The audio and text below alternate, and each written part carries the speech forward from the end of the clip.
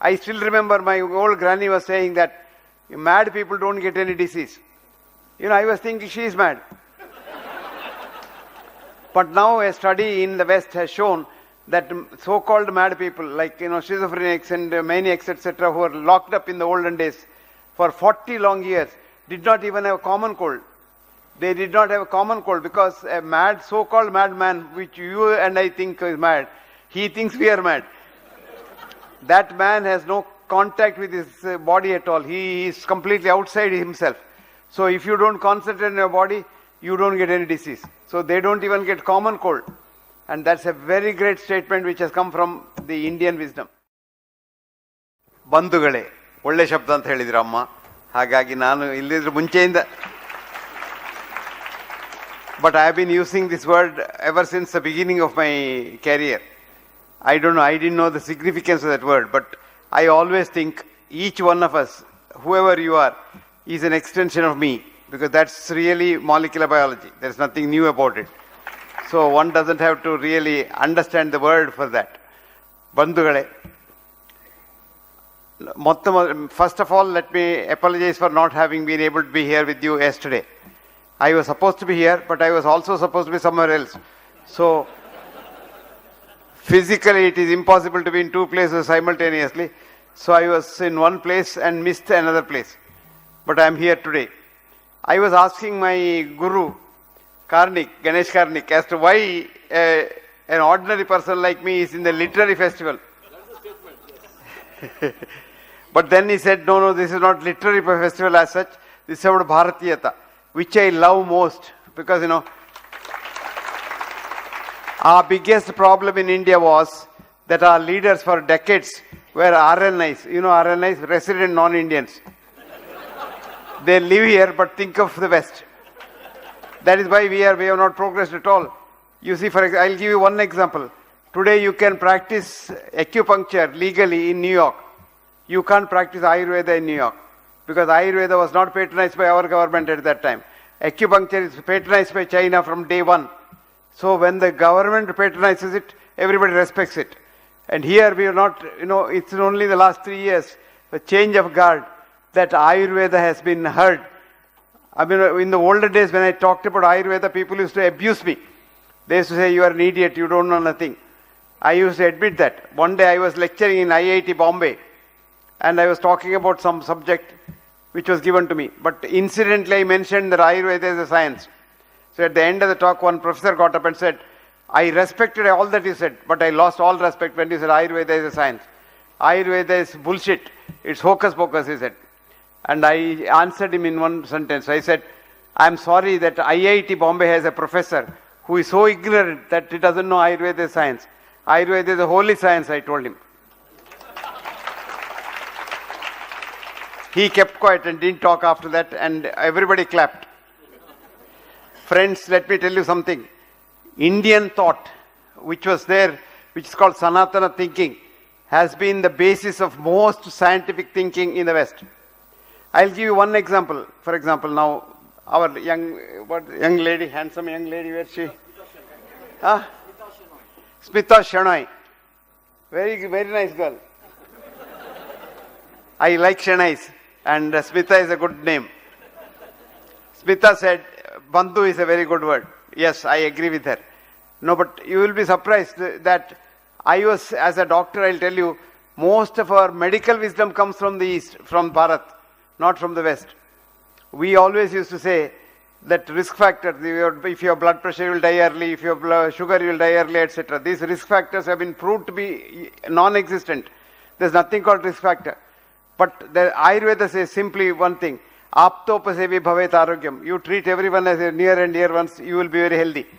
And you will be surprised to know that there's a latest study which is ongoing still. It will be out next month, which has been going on for 75 years. What's called the Harvard alumni study, which started in 1930 with the students of Harvard at that time, continuously monitored for 75 years. Many of them are dead, some of them are alive. But only 3 things came out as the important thing for Ayurveda, I mean health. A, smoking is bad. B, drinking is bad. C, love and friendship and camaraderie is your tonic for long life. No, nothing else stands. And these are the three things which Ayurveda has been saying for donkey's years. And now the Western wisdom comes back to that. I still remember my old granny was saying that mad people don't get any disease. I was thinking she is mad. But now a study in the West has shown that so-called mad people like schizophrenics and maniacs etc. who were locked up in the olden days for 40 long years did not even have a common cold. They did not have a common cold because a mad, so-called madman, which you and I think is mad, he thinks we are mad. That man has no contact with his body at all. He is completely outside himself. So if you don't concentrate on your body, you don't get any disease. So they don't even get common cold. And that's a very great statement which has come from the Indian wisdom. So in every field of knowledge, Indian wisdom is the one thing that is the basis of real wisdom. But unfortunately what happens is, if you talk like this, in the olden days they used to call me RSS. I said I didn't know what RSS was at those days. Now I know what RSS is because of Ganesh Karnik. And I say, otherwise they'll say, oh, he is a saffron brigade or whatever. That's the label you get. But I always believed in the truth, and I always believed in, I was telling my friend, in what Karl Popper once said. Karl Popper is a great thinker who was like a colossus, strode on the London School of Economics for about 30 years in the 50s. He said, I quote, knowledge advances not by repeating known things, but by refuting false dogmas. There are so many false dogmas in every area of wisdom that if you don't refute them, you don't go forwards at all. And what we do in our education, she said, what's that? Vidya Kshetradalli. Education is repeating the whole thing. What education have we inherited from the West? The first thing that the West wanted, or the British wanted in India, was to destroy our hoary educational system. That's the backbone of this country. That's the culture of this country. What is the culture? People think culture is dance, drama, yakshagana and all. That's not culture. Culture is what you do when nobody looks at you. Do you know what Indian culture is? You walk your talk. Not walking your talk like what they do in the television. Going with him and talking. No. Walking your talk is doing what you say and saying what you do. And if you did that, you are an Indian. And that's exactly what the world is now trying to follow, because that's the easiest way to survive in this world. So India has taught the world all that the world has to know, and that's called the Bharatiya Vidya and Bharatiyata. That's all I want to tell you, because beyond that I don't know anything about literature, lit fest, except that you light the fest, I don't know. So I try to light the fest. Thank you very much for bearing with me, and I know what you will all say when you go home. I had a friend of mine who is a parish priest, was going from place to place lecturing. One day he came to Mangalore to lecture, and his lecture was in TMFI hall. And he was staying in a hotel called Deepa Comforts.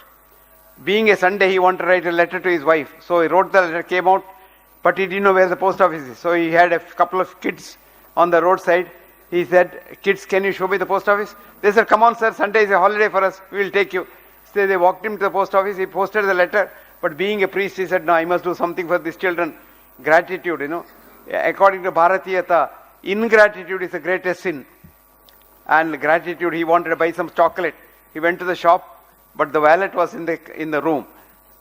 So he told the children, don't worry, I have a lecture in the evening for which everybody has to pay 100 rupees to get in, but you two will get free entry. I'll give you a note, which you give it to Ganesh Karnik, he'll let you in free.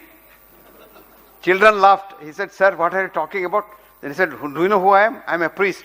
I'm talking about way to heaven, way to God, where is God, and things like that. Then the children burst out laughing. Then he said, why are you laughing? No, sir, you don't get angry. No, I never get angry because I'm a priest. They laughed. Then they said, why are you laughing? No, sir, we are wondering, a man who doesn't know the way to the post office, how does he know way to... So here is a man who doesn't know the way to the post office, trying to tell you about the way to heaven. Thank you very much.